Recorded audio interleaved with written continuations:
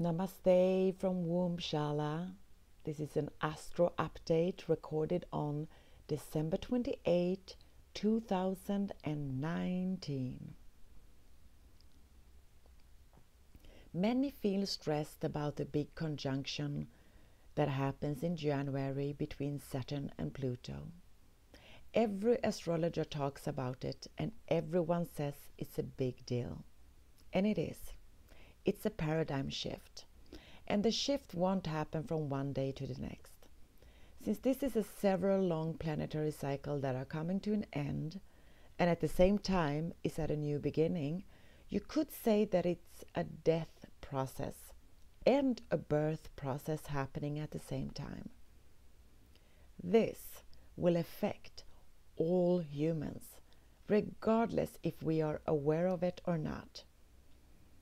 If you are aware of it and inform yourself on what energies are coming and what themes in your personal life will be affected, then you can be prepared and work with the energies and take advantage of them. All humans have this capability to support that process. If you are a person that is interested in the evolution of your consciousness in any kind of way, if you listen to this video, then you're already different than most humans who would not even think that there exists an outside force, a cosmic plan, bigger than their comprehension. You, who listens to this, are one of many incarnated souls who have come to this life to bring in the new. We are an important part of the death process, and we are certainly an important part of the birth process. Many calls us the doulas of the new earth. It is time to get to work. All of 2019 we have done some deep inner work. Many have come to terms with what is in alignment for the future and what is not. In December 2nd, Jupiter left his own sign of Sagittarius to enter Capricorn. Jupiter stays in each sign approximately 1 year at a time. So it takes Jupiter approximately 12 years to travel around the Sun. Jupiter is the 5th planet from the Sun and is our solar system's largest planet. Jupiter is called to be the most beneficial planet of the zodiac, and Jupiter stands for expansion, abundance, and wisdom. And Jupiter thrived in Sagittarius. When he is in Sagittarius, he strengthens us to think in different ways and seeing the bigger picture. Sagittarius is all about teaching, legal matters, travel, and wisdom. It is a fire sign and thus connected to the sun and the daylight, so matters come into light in Sagittarius. So what did come to light in your life during 2019? Did you see the bigger picture? Have you noticed some changes in the world? Well, certainly I have, and I think most of us have. 2019 was a remarkable year. So many changes and so many things came into light. For myself, I moved into a brand new territory. Big changes for me. So what happens when Jupiter leaves Sagittarius to be in Capricorn? Jupiter entered Capricorn on December 2nd and is staying there until December 21, 2020. That shift means going from fire to earth. Capricorn is not the sign that Jupiter is most comfortable to be in. The Saturn-ruled sign Capricorn has a little bit too much of restrictions for Jupiter. But with restrictions, the beneficial Jupiter can keep learning and grow and find ways to share his wisdom with the world. So with all the insights we got during 2019, we get to work in Capricorn. It's like we've been at the vision board for some time, figuring out, and some of us even testing new ideas, planning and visualizing a beneficial future. When Jupiter is in Capricorn, we get to do the work, even if we don't feel ready. Sometimes we have to make the best of what we got, and Jupiter in Capricorn is all about that. It is like when you're going to cook a meal at the end of the week, and it is the day before you go grocery shopping. You open up your cabin or your refrigerator and you see what's there. You have to make something with what you got. And sometimes, at least for me, I get surprised at how my creativity can make something enjoyable of so little. So have this in mind if you don't feel that you have a lot. Don't be in despair. Sometimes this will spark your creativity to come up with something spectacular with only a few ingredients. The last time Jupiter was in Capricorn was 2008. Think about what happened in your life at that time.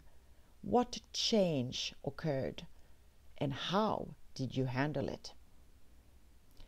The year of 2020 will have a lot of significant transits. It will be a remarkable year with a lot of change for everyone on the planet. Change we already are experiencing. A lot of the action will happen in Capricorn, which is a Saturn-ruled sign. So let's talk about what planets are in Capricorn right now.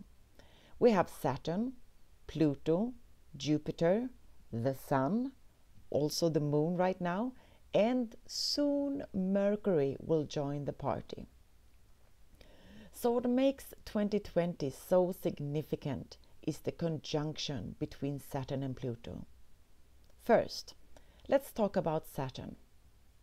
Saturn is the father figure, the guru. He is the father of time. Some say he is the patriarchy. He teaches us the truth of what is for our own good. He has a lot of rules and restrictions that will feel like punishment if we don't know what is best for our growth. Because he wants us to master our own life in all areas. Pluto is the ruler of the underworld in mythology. He is our unconscious. He is the great revealer. He releases buried truths for transformation. And he is the planet of creative destruction. He's the ruler of the sign Scorpio. And Scorpio stands for transformation, rebirth, solving hidden mysteries, wealth, and truth. Capricorn, where these two planets meet, is an earth sign and is about achievement, success, recognition. It is a cardinal sign. Cardinal sign is always in the forefront, the archetype of the leader.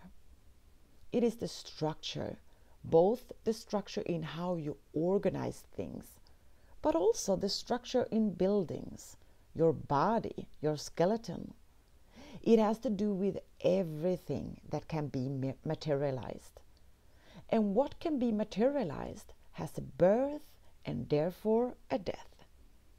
The leader is oftentimes the teacher, and sometimes we don't want to learn what needs to be learned in order for us to grow as humans. It can be a very hard thing to learn the big lessons, and that is how the big planets affect us.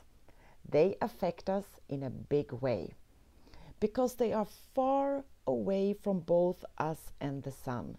It takes them a long time to go one round around the sun.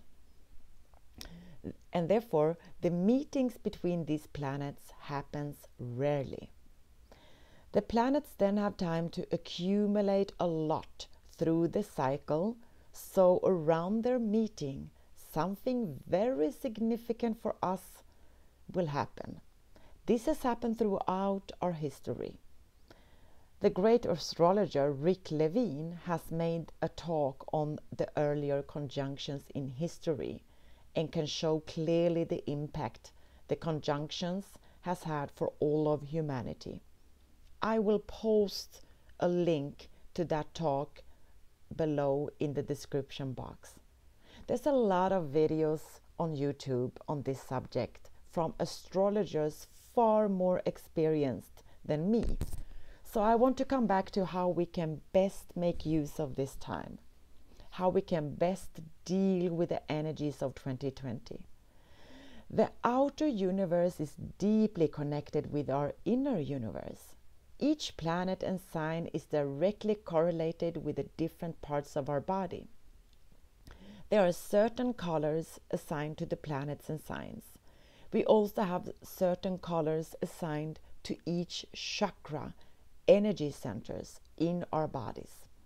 And these energy centers radiate different colors.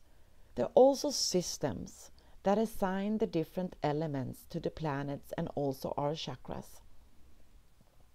Finally, there's also a relationship between the 7 chakras in our body and the 7 planets of classical ancient astrology.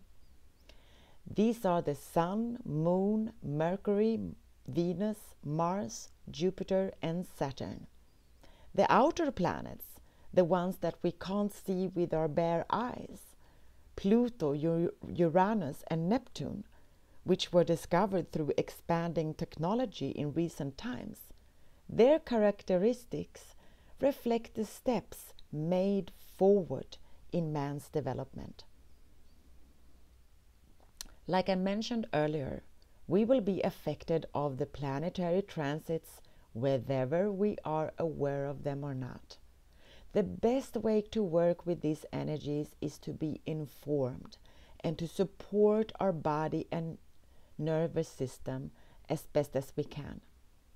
Since there is a lot of energies coming through the sign of Capricorn, especially in January, since the conjunction between Saturn and Pluto will set the tone for the next year, it is most beneficial right now to work with the root chakra, the Muladhara. Muladhara chakra is associated with the element of earth. It is located between the anus and the genitals, and it controls the parts in the body like the spinal column, the bones, the teeth and nails, the anus, the rectum, the colon, the prostate gland, the blood, and the building of the cells. It is connected, according to the ancient texts, to Capricorn and Saturn, who affects the structure and the stability in our lives and in our body. Scorpio and Pluto, who affects the sexual power, the transformation and renewal. It affects Taurus, who stands for stability, possession, and sensual pleasure. But right now, I want to mention that we have the planet Uranus in the sign of Taurus, which can bring a volatile energy, because Uranus wants change and growth and awakening, while Taurus is all about stability and staying the same. And finally, we have the root chakra, who is also associated with Aries and the planet Mars. The root chakra is the vital foundation of all chakras. It is the first chakra that is developed in our body and thus is the seat of our collective unconscious. It is through this chakra that our unconscious becomes available. Getting the root chakra in balance means getting support to fully accept life on earth. Feeling grounded and balanced, feeling nurtured. It gives us a sense of stability regardless of what happens outside. It provides the necessary creative self-expression to find the material security and thus securing the survival of our species. When the root chakra is in balance, you feel secure. You have the energy and power to manifest your goals in life, and you have a trust in yourself that as long as you work with the forces of nature, all is well. A disharmonious function of this chakra can make you indulge in desire that is not for your own good. An over-exaggerated desire to consume food, sex, even relationships, and other thrills that life can offer. You might hold on to things that are overdue, having a hard time to let go of both material things, people in your life that are no longer good for you, and this also relates to constipation and overweight. Your actions will constantly revolve around your desires, and you tend to ignore the needs of others and your body's health, like nourishment and rest. You can become easily irritated and sometimes aggressive. An unbalanced root chakra also tends to make you worry, give you a feeling of not being grounded, and this leads to lack of power to achieve what you want. There are several ways to balance your root chakra. You can use sound therapy, color therapy, gemstones are really helpful, aromatherapy and herbs. Exercise and meditation is most beneficial in balancing the Muladhara chakra. Below this video, I will post a link to a root chakra meditation so that you can get started right now in supporting your body and mind through these exciting times that we're in. I will also post more support for you on this channel. So if you want to support my work, please subscribe and share this video so that more can benefit from this information. May all be free from suffering and hardships. May we all awaken to our inner power and redirect our attention towards unity and an harmonious earth for all living beings. May you be so happy and blessed. Namaste for now.